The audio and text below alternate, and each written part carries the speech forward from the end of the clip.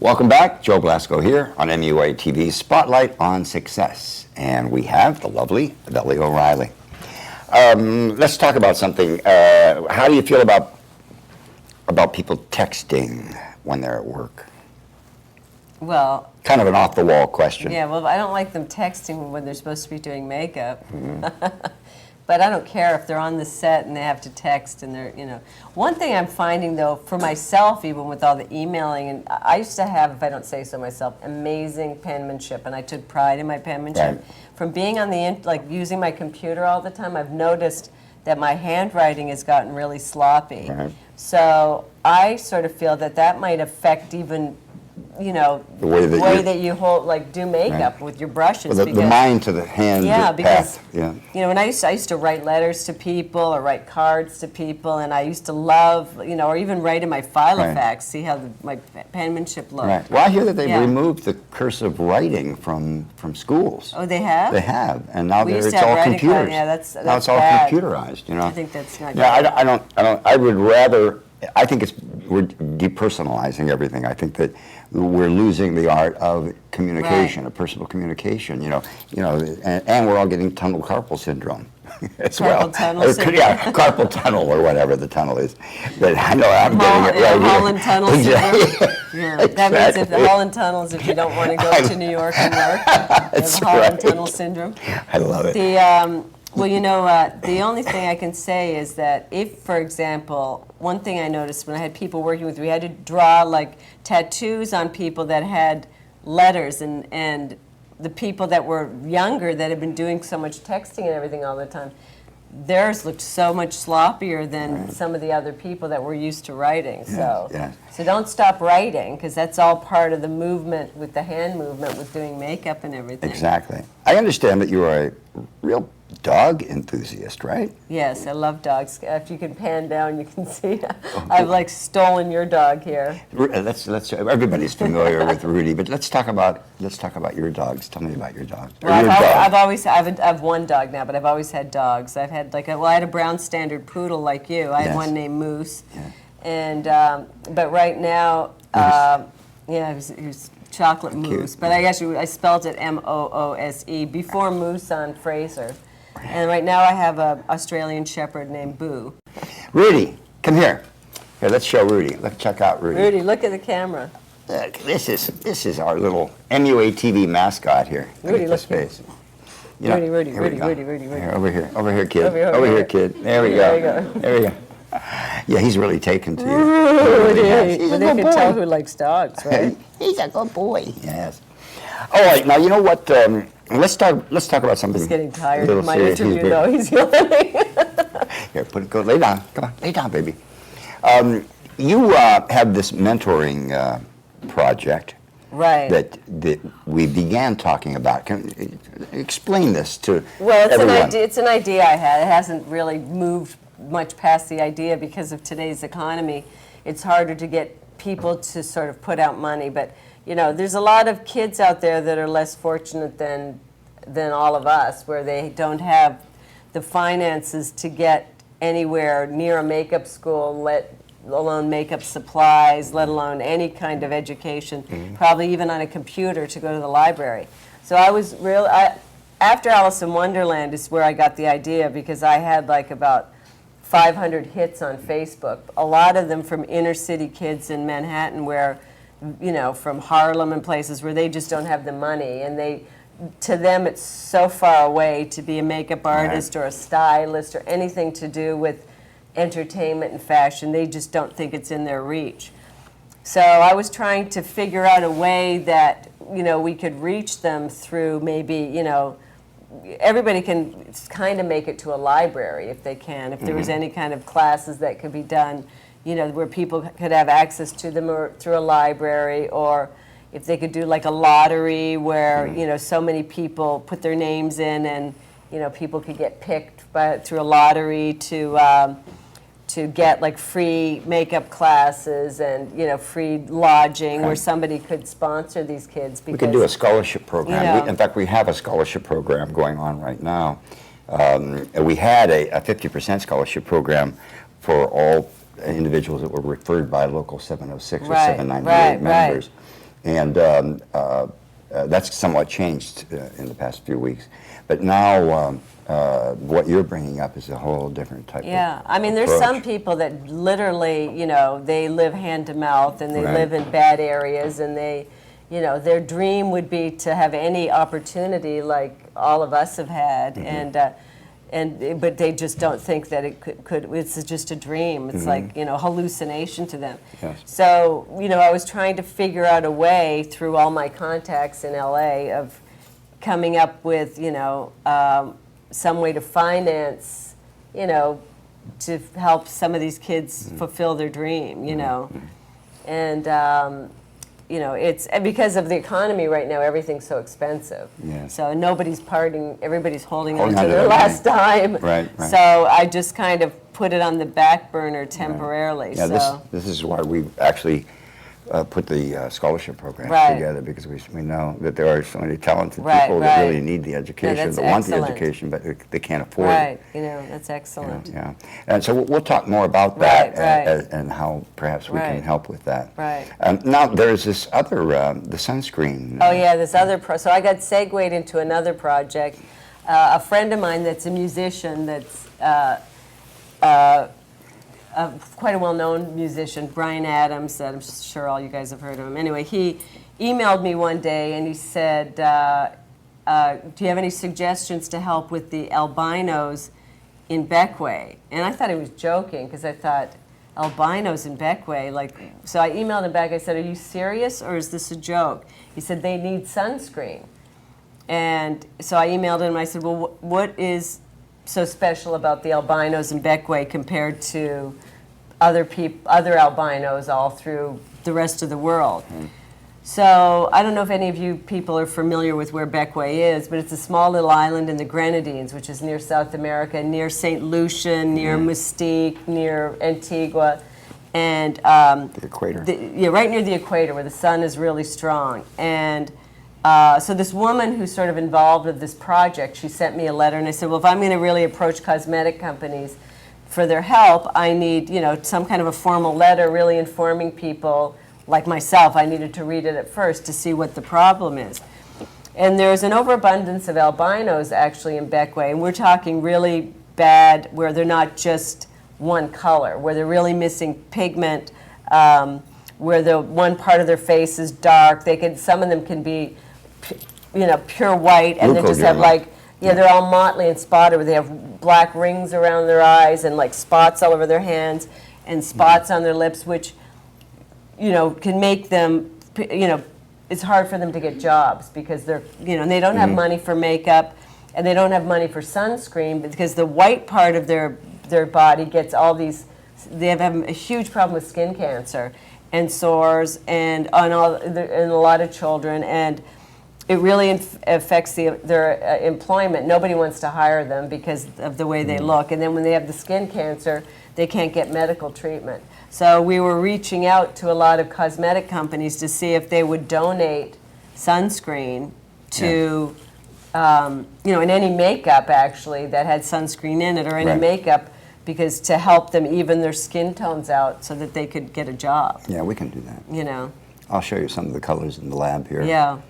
Yeah, Because it's really, they'll be really, I would love to just take a bunch of people down there and just do spend a week and showing people How to do their how to makeup. do their own makeup, just so that they could, function in a normal way in their lives. Now 'Cause this is women and men. men and women and children, Yeah. it's real. I looked on the internet at a few of the pictures that were, and it's I mean, us being makeup artists, we're used to seeing all sorts of strange things, but when people have to function in day-to-day life, Yes. especially down there when most of the people are uneducated, so they're trying to get a job from somebody that's prejudiced against the way they look, they don't understand, they're not that empathetic, and there's quite a few people there that have this problem. Yes, so. yes.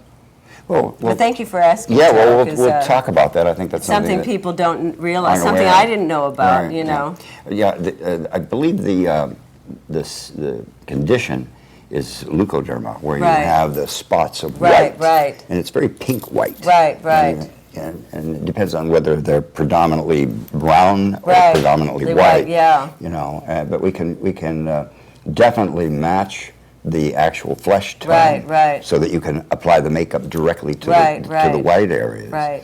And there's liquids that are sunscreens that can be Right. applied overall to protect the actual flesh-colored Right, skin. right. And then the makeup that we make, that is the flesh color, that would Right. be applied to the albino, the lighter Right, areas, right.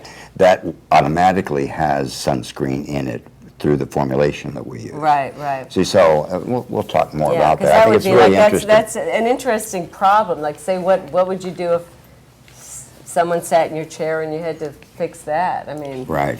That's a real corrective Yeah, makeup that's a there. real corrective Maybe we should makeup. get a group of our graduates together and we should all go down go there. there, right? Yeah. And check it It's out. good. Volunteer, you guys, because it's Right. stunningly beautiful down there. Yeah. All right, here's what everyone's been waiting for. Let's first, you know what? Let's talk about a film that you did a while back. I believe it was 1990, The Joy Luck Club. Right, right. And you did quite a bit of a character aging in that film. Right. Tell us about that film. Well, actually, that film was a film I really. Now, there's an example of a film that, you know, of leaving things to happen the way they're supposed to be. Right. Because I was told about the movie and I really wanted to do it because it started in 1900 and took you all the way up to 90.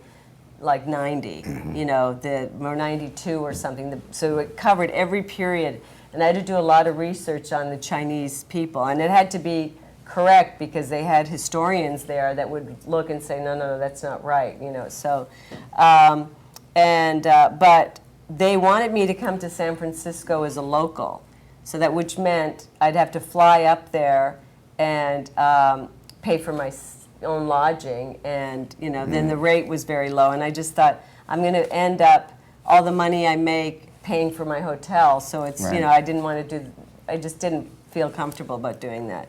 So then they hired someone else for the movie, and then the director wasn't happy. So like in the 23rd hour of the first couple of days of shooting, they called me and they said, okay, we'll pay your rate, we'll pay your airfare, we'll pay your hotel. How fast can you get up here? And I said, well, you know, I was already on another commercial, so I had to wait a few days because I couldn't just leave those other people in the lurch. And I got up there, and I didn't sleep for probably the first week and a half because on the weekends I had to go to the library and do all the research, and then by day I would be making up the actors on the film. So, and then there was 4 mothers and 4 daughters. I don't know if any of you have seen the film, but there wasn't a large budget for, you know, prosthetics. So all the aging I did in the film, I basically used lifts, you know, and highlight and shadow, and worked directly with the cinematographer. Now, when you say lifts, normally lifts are used to rejuvenate a face. Right, right. You know, to pull and to tighten. Right. So, Well, basically, the mothers had to go back in time. So you it started made out, them I had younger. to make them There we go. younger. So, well, I had to make them younger, and then I also had to make them older. So the older I used, like a lot of shadowing, and I put some Right. color in their hair, Right. and worked really closely with the hairdresser named Terry Billale on it. And then when I had to make them younger, I used the lifts. And none of them had ever had lifts before. They're the kind that the drag queens used to use, is what I had access to. Mark Trainer. Mark Trainer face, and they came Right. in a little kit. right. Now there's Art Harding. Art Harding, They're actually the best up Right. now that are Yeah. available. They don't make the Mark Trainer ones anymore? Not that I've seen in a Yeah, long time. I still have some. Maybe so. I don't know. Forgive me, Mark, Yeah. if you're still making them.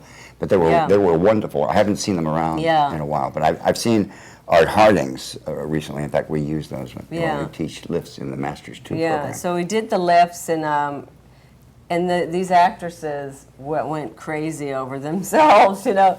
So that night, after the first day that we did them, they said to me, I said, okay, usually they were in a hurry to get out. And they all dilly-dallied into the makeup room, and I was like, okay, I'm going to unhook you now. No. Can we go, we all want to go out to dinner with these lifts on, and we'll come to your room at the hotel afterwards. Can you bring some remover to undo the adhesive? And just so we can go out for dinner, we all feel so pretty tonight. Right. So my room number, actually, which was so funny, was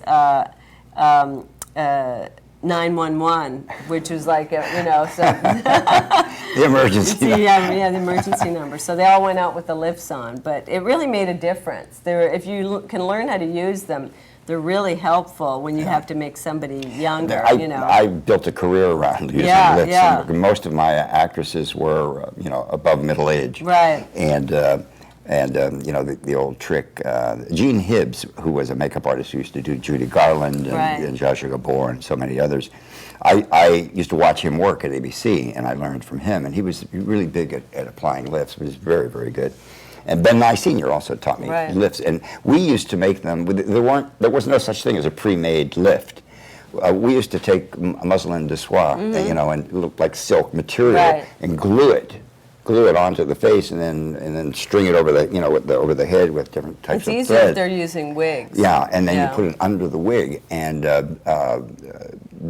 Lucia Ball's makeup artist, who I used to watch do her makeup, Hal King, used to use lifts under the wig, and then the lace piece would go over. It was beautifully done. Yeah, it must have taken forever in those days. Yeah, it did. But it was very, very meticulous. Yeah. And Ben and I had a wonderful product called Wig'em that you could, how when you're putting a lace piece down, now you put the adhesive, and then you tack it, and then you press it down. Right. Well, none of that was necessary. You just put the lace piece on, and if it fit properly, you could take this Wig'em material, liquid, clear, and paint it over the lace. And it would automatically glue the lace down, and it would be very, very matte, so that the lace would it would disappear. Why don't they make it anymore? I have no idea. I've never seen it. And since I worked for Ben in the lab, they made it for a few years beyond that. But it was made of some, somewhat volatile chemicals. There was BYNS and cap material. Someone probably dripped it in with acetone and alcohol. But it worked like, so beautifully. It's off the market now, exactly. It worked so beautifully, though. So I'm going to try to come up with something similar to that doesn't have the acetone in it. It's like people that used to use all that MEK. Oh my, yeah. Methyl ketone. But back to the lifts situation, we would make them. Yeah. Now you can go to any of these beauty supply they're houses. probably made even better than when I was using them. Well, they're tapes now. They're tapes. Mine were tapes, but the tapes are probably more refined now. They are, and the Art Harning tapes are where you put, here's a trick. When you're applying your tapes, don't just use the tape, especially if you want the lift to be on for a long period of time. Right. You take a little bit of anybody's matte adhesive spirit gum, and you mix it 50% matte adhesive with 50% clear sealer, like Matthew Mungall's Sealer A or the Cryolan Sealer, 50-50, and you mix it, let it sit overnight, let all of the volatility of it evaporate, all of the alcohol, and then what you'll have is a very, very thick mixture of a glue, an adhesive, that really will grab. It will really grab, and you just dot it onto the area where you want to put your lift, and you let that get very, very tacky, and then you press your lift into that. And I swear to you, it will take definitely a lot of elbow grease to get that thing off. It will stay on for 18, 22 hours if necessary. And I always use detach-all to take Detach-all is great. Yeah, you have to very, very carefully lift it away and then work behind it. You never want to rip a lift off, or you're going to take the skin and all the hair and the skin with it, So it's great that... It's a good career ender. Yeah, absolutely. Yeah, it really is. You can start your career with any celebrity that's over the age of 50, especially, or it can end it very quickly if you remove them improperly.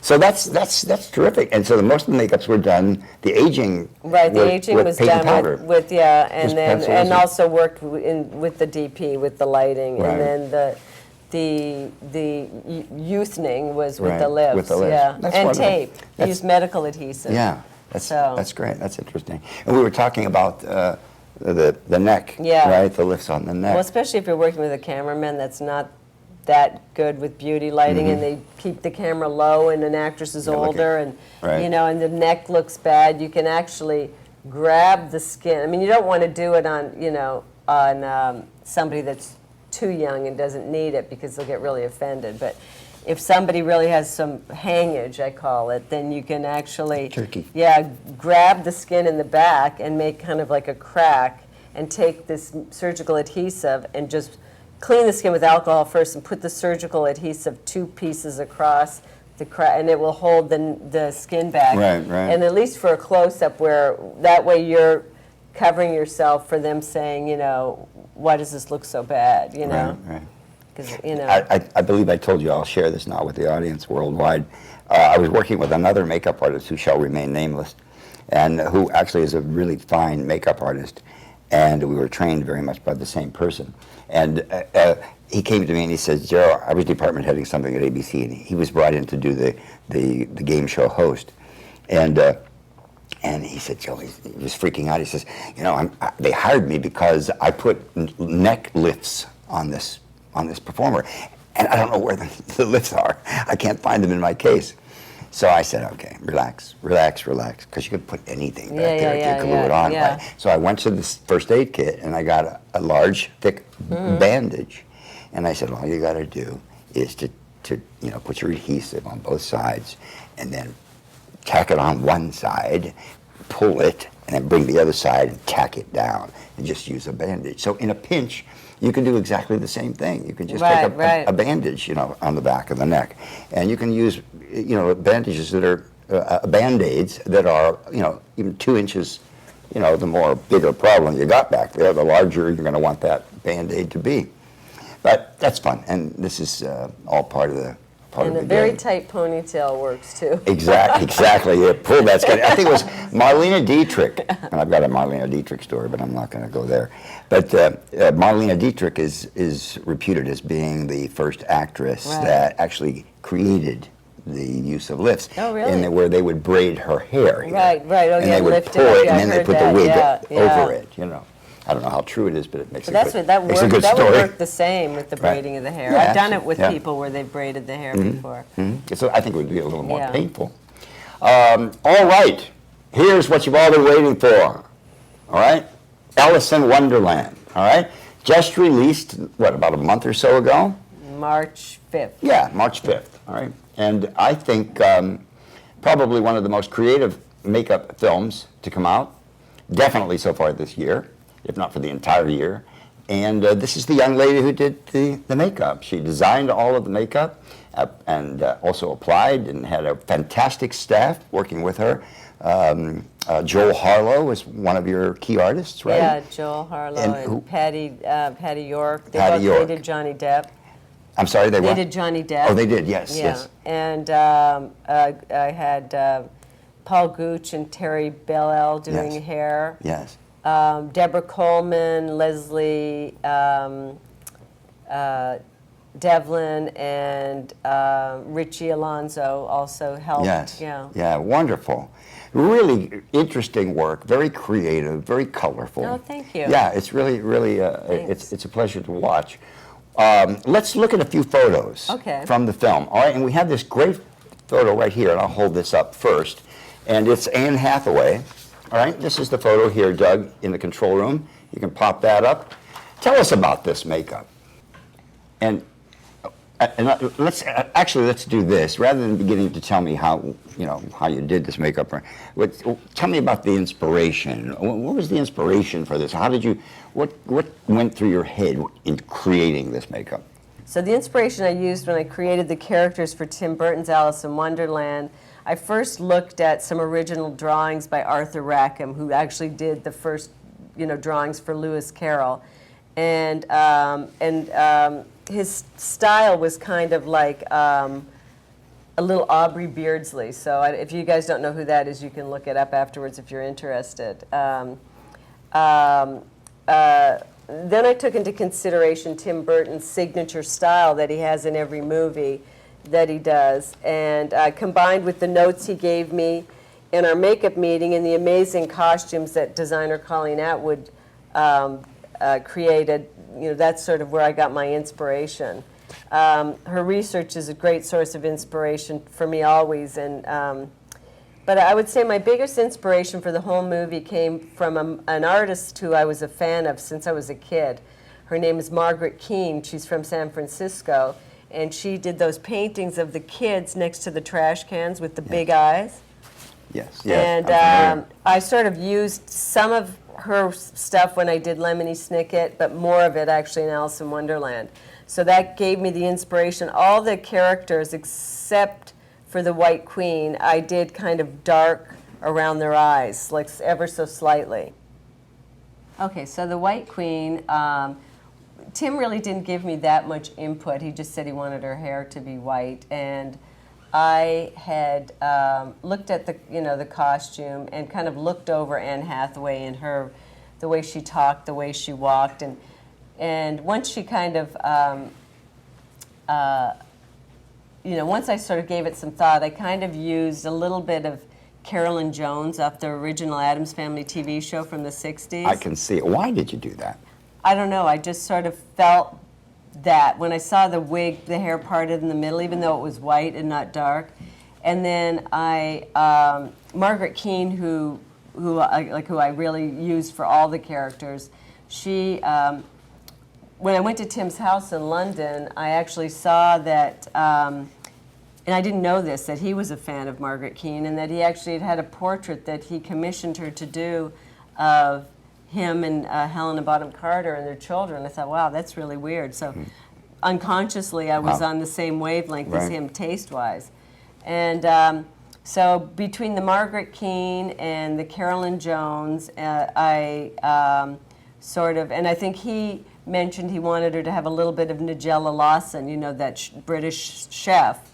So I took the combination of all that, and I came up with this look for the White Queen. It's brilliant. And I wanted her to have a bit of a, the lips in some of these pictures don't show up the color. They actually were almost black. They were like a reddish black, not red. So I wanted her to actually look like a beautiful skeleton. Like she was sort of like the good and, sort of beauty, death, evil, everything all in once, like we all are as human beings. I think that you've captured that, most definitely. So I wanted her to have a bit of a skeletal look, even though she didn't really, I didn't do like a skeleton makeup on her. Right. What foundation did you use for this? Let's go back to the picture. Well, the foundation I used was this, it's from France, it's called Il Maquillage, and it was like number 51, I think.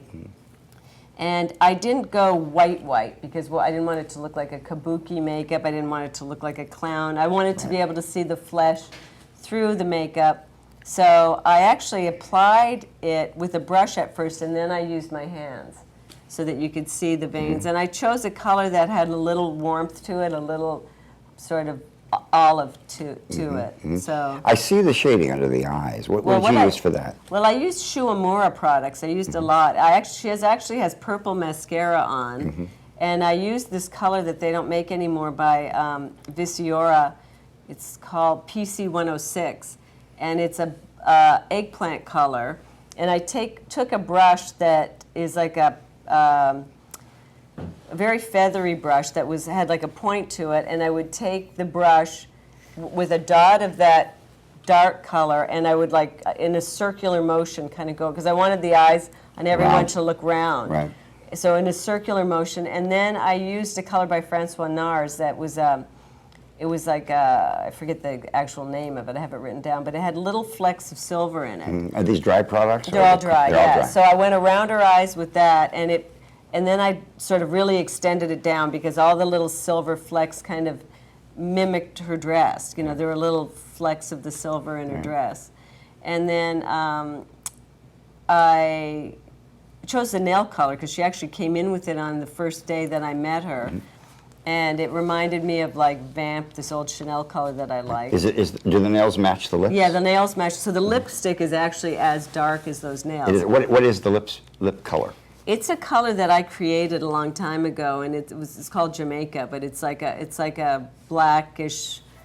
People really wrote in a lot because they really liked that lip color. It's like a black kind of plum color. But to apply, Anne Hathaway has very large lips, and I wanted to change the shape of her lips, and like I said, give her a little bit of like a doll look, a little bit of like a skeletal look. Right. So I used a brush that had almost like just 2 hairs in it. And I painted her lips on, and I just drew everything in an upward motion. Right. It's beautiful. It's beautiful. I used no blush on anybody. There was no blush. Wasn't happening in this world. Yeah, let's go to the next slide. And we have here the Queen of Hearts. The Queen of Hearts, right. So Helena Bonham Carter is the same base on. And now Tim wanted her, like I said, to be like Queen Elizabeth in that movie, Yeah, Betty Davis movie. Yeah, Essex, Elizabeth of Essex, Elizabeth yeah. the Queen, or Elizabeth and Essex. And Essex, It had a couple titles. Yeah, exactly. And in fact, there were. I think the first one was Elizabeth the Queen, and then the next one was Elizabeth and Right. Essex, or vice versa. But you've definitely captured that with the brows. Well, yeah, and he wanted the hair Yeah. to go back further. So, you know, we did a number of tests till we sort of got to that, till I kind of got exactly what he wanted.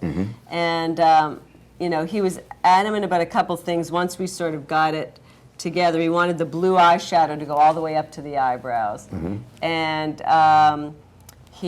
that was about it. Now, I put bottom lashes on. I bought these really cheap lashes because they were the only ones I found that could go under the eye, that were the length I wanted. And I clipped them, and I cut out every other one, so it was like twiggy eyelashes, and sort of. And then I had to get a guy, Richie Alonso, to come in, and we had pieces made in London that were separate pieces. There was one sort of a half a bald cap, and then other pieces to cover her eyebrows, because her eyebrows are really thick, like they're thicker than mine, so there was no way to get them flat without creating a bump there. So, and so, you know, we had to cover the eyebrows. So we did these little pieces, but with all her moving around, because she's very expressive, all they did was just like buckle up. So that was nixed. So we had Richie Alonso come in, and he made a piece that covered both her eyebrows. And that would have to be put on, and a partial bald cap had to be put on in the morning before I started to paint the rest of the face. Very good. Now, let's talk about the lips here. Now, you used a template. Well, I made a for stencil, continuity. yeah. The first time, I just, you know, for the first like 5 days, I did everything by hand. Then I thought, okay, we're going to be on this for 5 months. I better make a stencil because I'm going to come in tired here one day, and it's got to match exactly. Because there were now Helena Bonham Carter. Basically, it was her face that they used, and they, you know, put her face on a little body, but her face was going to be blown up a bit bigger than normal. So when I did this makeup, not only were we shooting in HD, we were blowing her head up even bigger. So I wanted to blow my head up. As soon as they told me that, I was like, okay. So you had you had a cap. She wore a cap under the wig. Right. And then with CG, you enlarged the head. So the actual rubber piece itself was not in a large piece. No. Basically, her head was normal size. Everything was normal. But they were going to blow it up. Yes. So that way, when I did her makeup, I had to kind of use a magnifying glass because the line from the lashes, being cheap eyelashes, you can see where they're all glued on. So I had to paint them out black. I had the still photographer come and take really close-up stills so that I could see what I was dealing with, and like had her blow them up. And I was just like, oh my, both Richie and I went, oh my God. So we, you know, did the best we were freaking out. And then for the eyebrows, because I'm drawing them on a piece, you know, I would use some kind of Illustrator type thing, but I decided not to do that because, you know, if I made a mistake, it's harder to get it off the piece. So I opted to just use like a liquid eyeliner, like something I could wet and have water soluble. Water soluble. So I made a stencil. So I made a lot of stencils for everything in this movie. So I just went to an art supply and got some, you know, stenciling paper. And once I drew the eyebrows on, I put it across, and then I traced them, and then I cut them out, and I lined it up with different little things on her face so I could put it in the exact spot every single time. Very good. Excellent. So, that's what V. Neal was doing, and Matthew Mungle with Johnny Depp's makeup in Edward Scissorhands for the scars. Right, yeah. Stenciling is a very helpful... for continuity. You have to get it in the right spot all the time. This is such an interesting makeup, and the fact that they enlarged her head like that is very intriguing. Now there is another makeup. Let's go to the two little fellows. Which is a little beauty mark on too. She actually really suits this makeup. like there's not that many people, because her face is heart-shaped. Right, right. So there's not that many people that I think it would have looked, she actually looks weird pretty in the makeup, you know what I Right. mean? I There's a love lot it. of people that would have had that and they would have just, you know, not looked as good. Right. No, she looks sensational. Look, now these two little guys right here. Now you were telling me this is not prosthetic. No. So basically, just like this much of Matt Lucas's face was showing. Just like this much of Matt Lucas's face was showing. And the rest he wore green, very similar to this color, hoodie kind of, Yes. and a full green bodysuit. Chroma key green. Yeah, so they just used his face and put it on a little CG body. Yes. Yeah. Yeah. But the makeup designs on his face, I kind of used like Uncle Fester. I was a big Addams Family fan Right. from that TV show. I loved it. So I used Uncle Fester as my role model for that character. That's terrific. You pulled a lot from that. From that movie, from the TV. Yeah, exactly. This is great. Let's go to another shot of. But I pulled it from the actual TV show. Yeah, exactly, The exactly. 60s one. Let's go back to the Queen of Hearts. There are some characters in the background here. Right. So in the background, well, actually, the one to the left with the big forehead, that's Richie Alonso. He's the makeup artist that put on the appliance on Helena. That's actually Richie in the Yeah, makeup. and Tim liked the way he looked, his face, that when they got Legacy, like a year later, they were going to do everybody, all the Queen's courtiers, they were going to do them CGI characters, like cartoons. Right. Then they decided that was too expensive, and they decided to do little bits on them. So they brought in Legacy, I guess the people that took over Stan Winston's studio, and they ended up using Richie Alonso as one of the characters. So there's like 2 or 3 small scenes in the movie where you see them in the background. That's great. That is beautiful. All righty. Here we go. This is an interesting one right here with the little frog guys. Here, I see this one right here. Let's cut to Yeah, that. Helena Bonham Carter was hilarious in this movie. She's wonderful. Now, exactly how much of this is CGI? I mean, Well, her wardrobe? Is her wardrobe?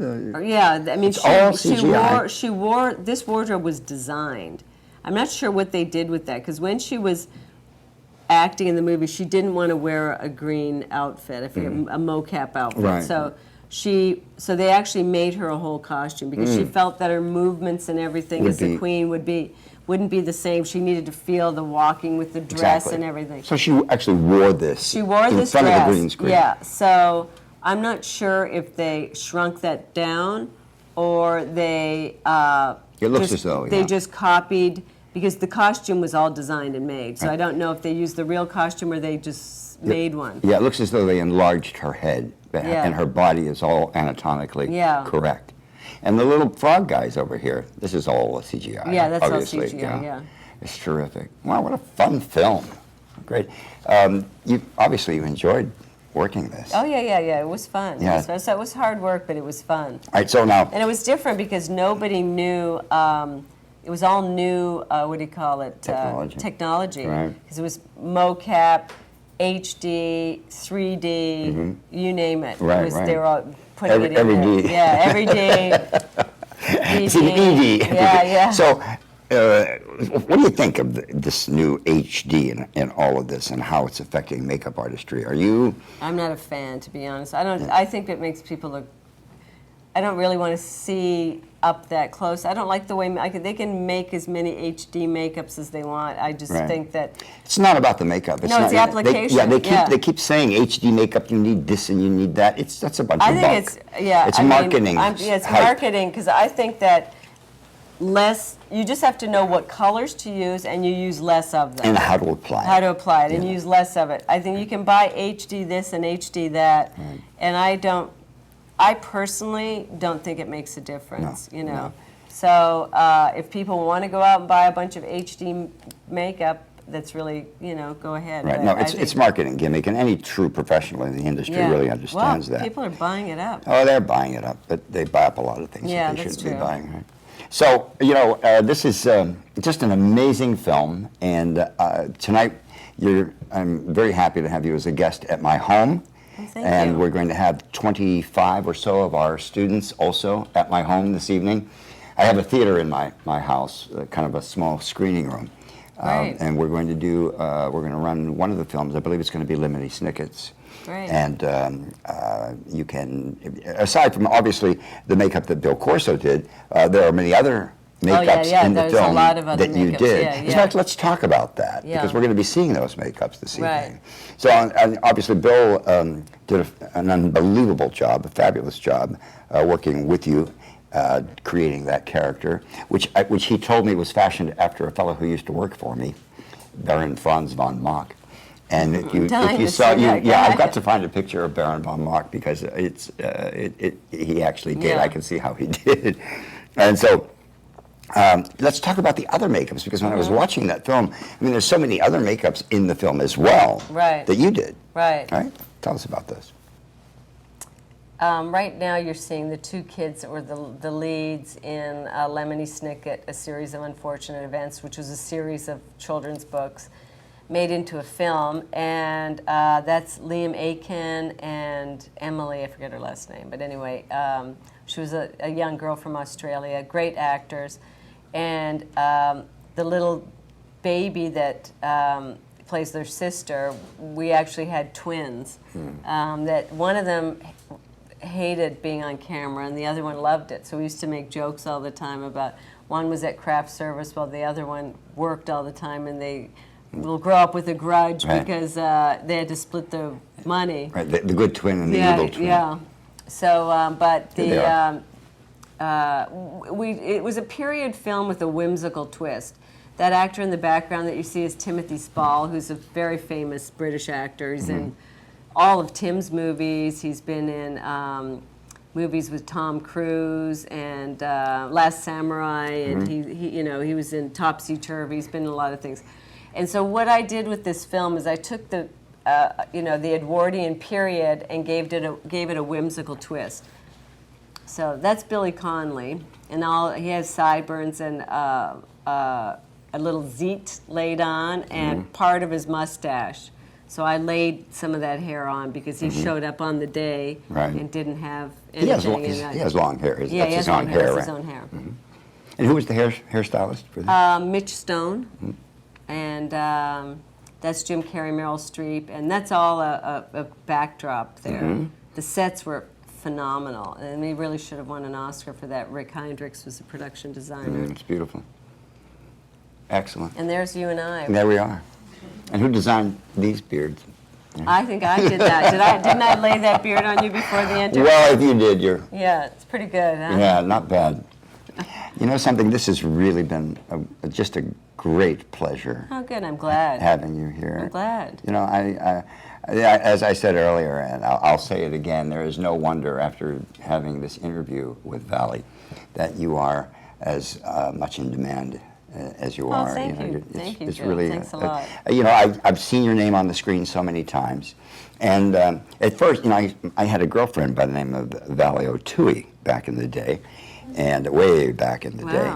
And when I first saw that, I looked and I went, Valli O'Reilly. What was it O'Reilly or was it O'Tooey? Oh, yeah, I thought it was her for a second and gone on to great heights in makeup. But I'm pleased that it's you and that you've taken the time to come down here. This young lady actually flew down here to our MUA TV studios in Orlando to do this interview. And I'm sure that everyone out there in internet TV land are happy that you chose to come down here. Good. I hope I was able to answer your questions. Yes, and as a matter of fact, give people some insight to the business, you know, from a different perspective. Absolutely. What I'd like to do right now is to have a few questions from our students, if we may. Sure. All right, and I don't know that we're going to be able to hear you, so I will repeat the question. Yes. I have a question to plan. Okay, the question is, how much pre-production time do you normally get? And is it just you that sits in on those meetings, or the people that you direct? And they sit in on those so it's a two-part question. Are you the only one that sits in on the production meetings, or do you have your keys also attend with you? Well, it depends on the situation. It depends on the director. I mean, Tim Burton isn't one of a lot of words, a man of very few words, and doesn't like to have a lot of people around. So Colleen Atwood has worked with him on all his films, so she was there for the meetings with him. And she's the costume. She's the head costume designer and for most of his movies. And it was just, you know, we had a very short meeting, our first meeting that we had, so it was just myself, her assistant, and Tim, and quick, you know. Yes. And then after that, there's certain directors that I would definitely have my key person be there for all the time. And, you know, like on Lemony Snicket, I had initially in my prep, it was just me because I was the only one on board. Then after, when my second came on board, I had her sit in on everything because I wanted her to have as much information as I did. Yes. You know, the director didn't have a problem with it. Yes. Some directors just don't want a lot of people around. Some costume designers don't want, you know. And for me, I want them to feel comfortable with my second and actually, you know, my second to be, because knowledge is power, and you know, be able to know as much as I do about what's going on in case, you know, I'm busy doing something and they have to, you know, jump in and do something, so. Let me ask you this. Bill Corso, who did Jim Carrey's Right. makeup. Bill's one of my graduates I'm very proud of. He did a phenomenal job on the makeup. To what extent did the two of you work together in pre-production meetings? Well, he kind of like, we were sort of part of all the same testing and everything. But then I think once we got rolling, Jim had a lot of his own ideas, so he brought a lot to the table with Bill, and they ended up having to change a lot of stuff. Bill would tell me, in fact, he told me in one of the interviews that Jim would actually count the brush strokes. And he would tell him, yesterday you only applied that highlight, it took you like 5 brush strokes. Today it's 7. You know, I mean, that's how meticulous. Right, he would sit there and count the brush strokes. Yeah.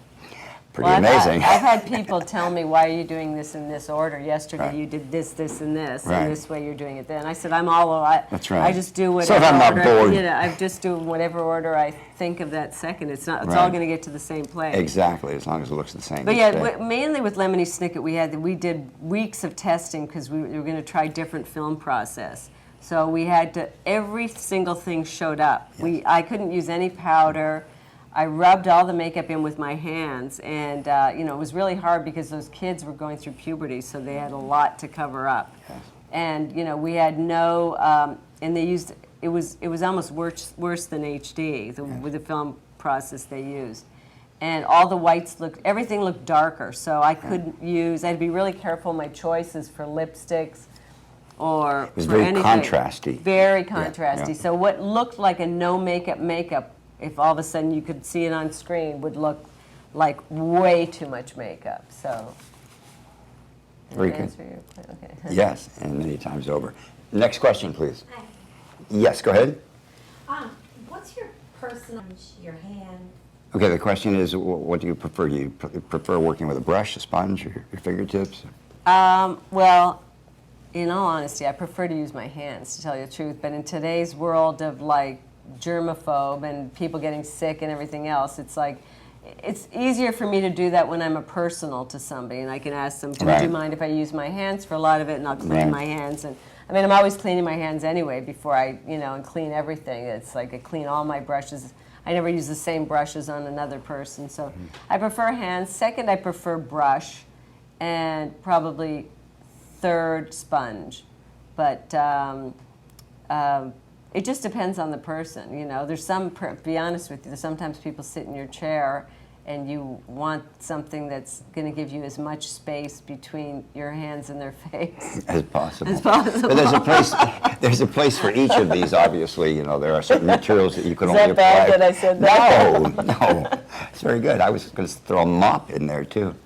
The other end of it, maybe.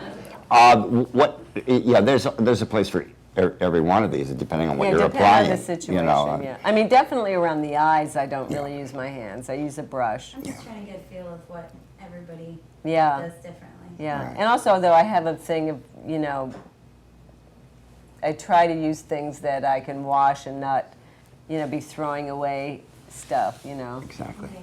I use chamois a lot when I do makeup. I use chamois like you'd chamois your car so that I'm not powdering people. I use a chamois cloth to like blot people, and it takes up a lot of the oil instead of using Kleenex after Kleenex after Kleenex, you know. Yeah, that's good. That's a good point. And you can wash that, you know, and leave a little bit of soap in it and kind of let it, you know, dry naturally. And It's a good blotting tool. Yeah, our sponges are also washable. Oh, well, that's good, Our yeah. white foam Well, sponges. he's Eco Joe Blasco. We're eco. Yeah, We're yeah. eco-friendly. Yeah. Any other questions here? Yes. Okay, the question is, tell us about the use of airbrushing. What are your feelings about airbrush, and how much airbrush did you use in the Right. makeups? I'm like, can I say all this on TV? You certainly Okay, can. okay. I'm not a big fan of airbrushing for a number of reasons. First of all, I don't think, you're an artist, right? So I feel like it's the machine that's doing all the work. And you're like, it's different maybe if you're covering tattoos or when they use it for appliances and that kind of thing. But I think, on the face, also, I don't want to breathe in all that stuff, nor do I want my artist to breathe in because there's particles in the air from it. I don't care what they say, And and also, if you make a mistake, like say somebody has really bad skin, the first thing people do is go to the airbrush. Where I feel for me, it's better to, especially if somebody has very oily skin, to press the makeup into the face for the coverage because, if you airbrush and then all of a sudden they touch their face, you've got to there's no patching. You got to pretty much clean it all off, that whole area, and start again. So I know a lot of people love airbrushing, and if people love it, then do it. But Right. for me, I'm not a big fan of it. It has its place. It has its place. Yeah, it if has it's its used place. properly, and Covering tattoos fast. If you need to tan somebody's body quickly. Right, but if you're trying to do detail work like eyelining and brows that have to look perfectly real, I mean, there's a limit to what you can do detail-wise with a brush, that's sending out, no matter how fine that mist may be that it's sending out, it's still not going to be as fine as a perfect, precise brush bristle. Right. Well, Yes. they were just, was just thinking, for instance, the White Queen, just putting on the first initial application. Well, he probably used a bit of airbrushing when he used a slight bit of it on this area because he had to blend the pieces in and give me like a what do you call it, canvas to work on. So because her skin has quite a bit of pink in it. Who applied the ground color, the white, the first? The first, well, he did a slight thin thing of airbrushing just to part of her face, and then we did the foundation. There were some times where I had Richie Alonso. Oh, I sorry, see. yeah. Okay. And then sometimes I had this girl Deborah Coleman, who's a makeup artist, come in and help Richie because he needed an extra pair of hands, just to hand him stuff. And then, pretty much every day I did Alice, Anne Hathaway, one of the Tweedles, because there was he played both, and the Red Queen. So sometimes, so I wouldn't get backed up, depending upon turnarounds for call times, I'd have Deborah Coleman would start the makeup with Richie. They'd start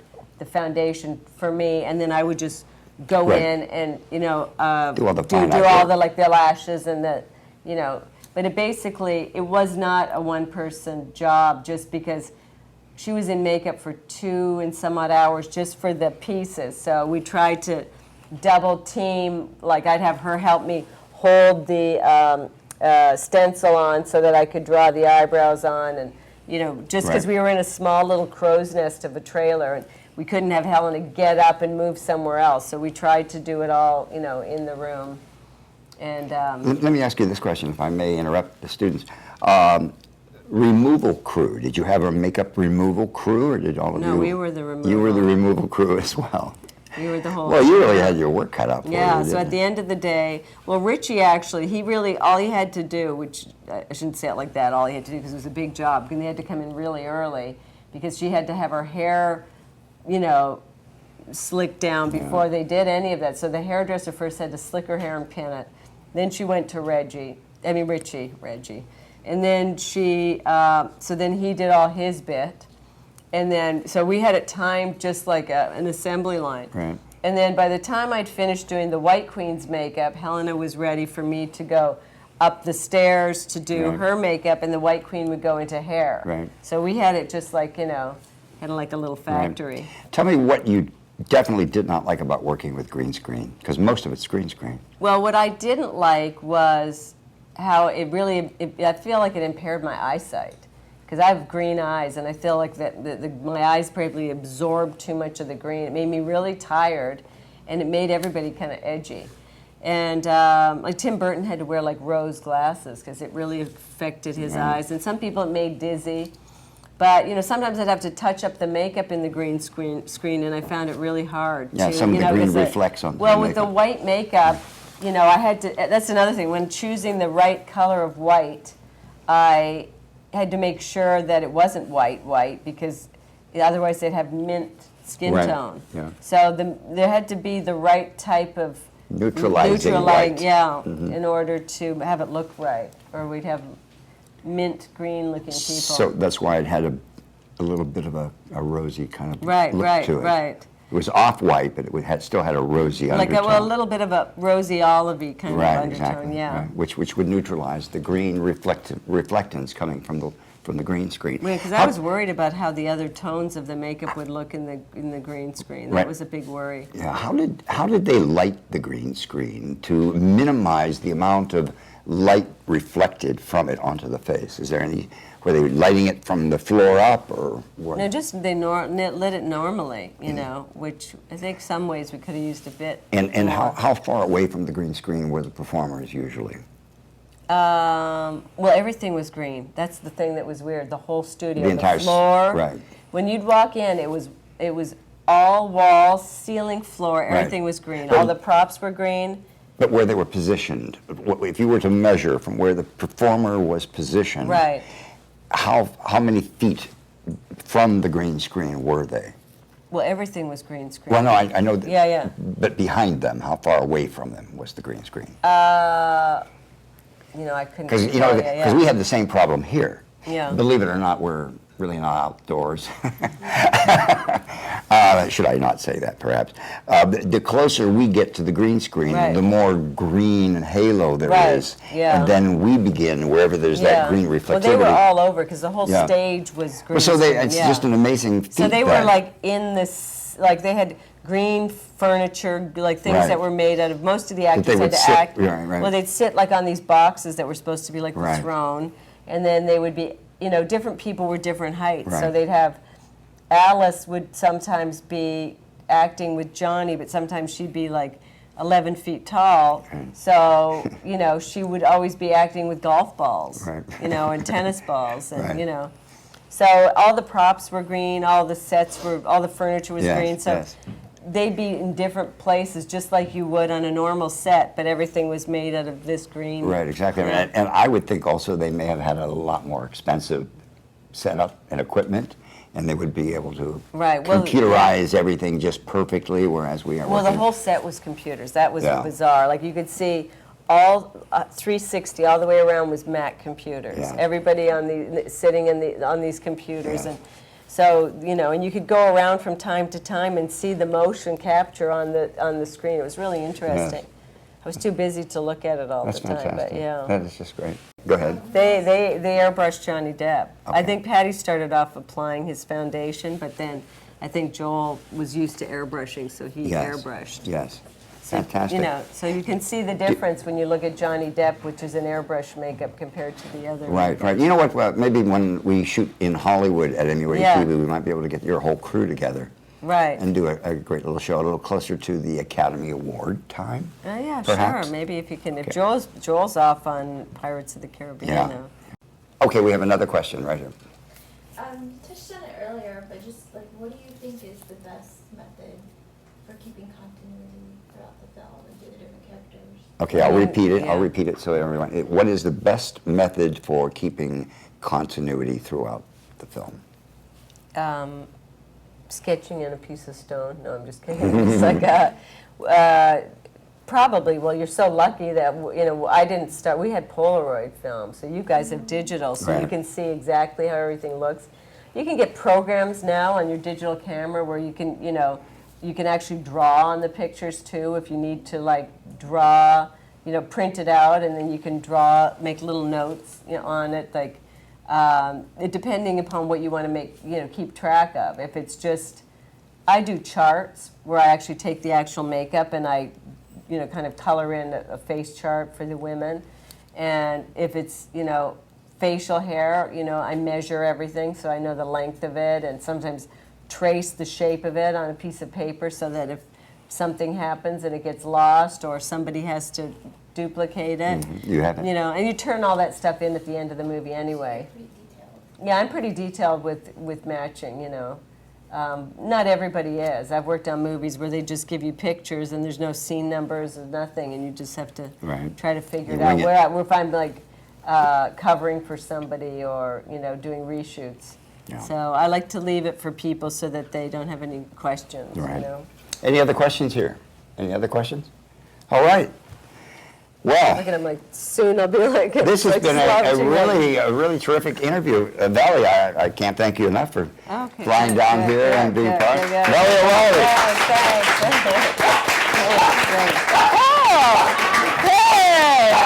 That's You hear something. Rudy's barking. He's applauding too. That's Yeah, his, but that's his Rudy, way of, thank you, that's his way of Rudy. applauding. That's right. cute. Again, thank you so much, sweetie. Thank you. Oh, yeah, you're Thank you. welcome. You're Really a welcome. pleasure having you You're here. welcome. And I want you back in the future. Right before we'll do another show before Okay. the Academy Awards, because I have a feeling you're going to be mentioned. Who knows? Yes, that would be really nice, wouldn't it? All right, well, and for all of you out there in MUA TV land over the internet, I want to thank you for being there and for being a wonderful audience. And remember, send us your comments and your questions to info@muatv.com, and we'll be more than happy to answer as many of them as we possibly can. So this is Valli Oreilly and Joe Blasco signing off for MUA TV's Spotlight on Success. Don't go away, because we've got a lot more makeup and hair programming in store for you right here.